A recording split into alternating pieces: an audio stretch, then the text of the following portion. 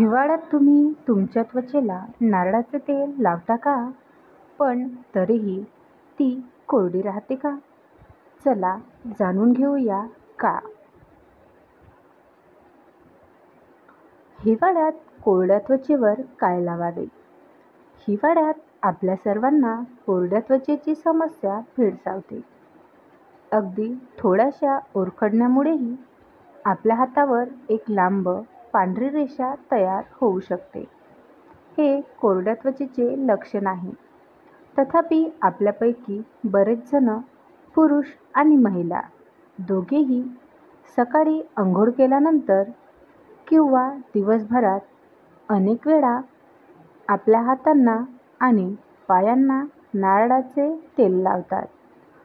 परंतु शेवटी तीच कोरडी त्वचा येते. तुम्ही कधी विचार केला आहे का की असे का होते? इतके पौष्टिक असलेले नारळाचे तेल तुमच्या त्वचेला कोरडे होण्यापासून का रोखत नाही? आज आम्ही या समस्येचे कारण आणि उपाय सांगणार आहोत, जेणेकरून पुढच्या वेळी जेव्हा तुम्हाला तुमची कोरडी त्वचा बरी करायची असेल, तेव्हा तुम्ही आम्ही वर्णन करत असलेल्या पद्धतीने नारळाचे तेल लावू शकता.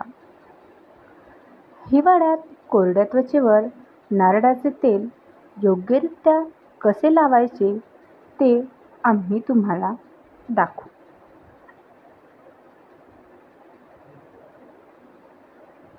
हिवाळ्यात नारळ तेल लावल्यानंतरही त्वचा कोरडी का राहते हे जाणून घ्या.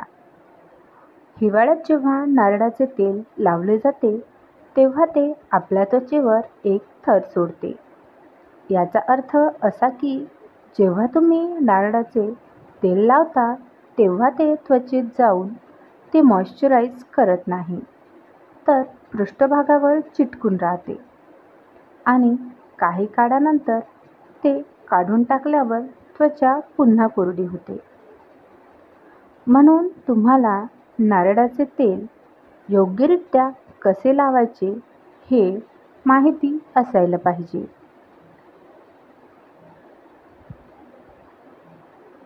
हिवाळ्यात नारळ तेल लावण्याची योग्य पद्धत. हिवाळ्यात नारळाचे तेल लावताना ते थेट लावू नका. त्याऐवजी ते तुमच्या रोजच्या मॉइश्चरायझर किंवा बॉडी लोशनमध्ये मिसळा.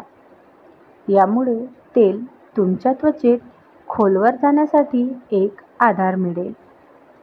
शिवाय तुमची त्वचा बराच काळ पोषणयुक्त राहील आणि लवकर कोरडी होणार नाही.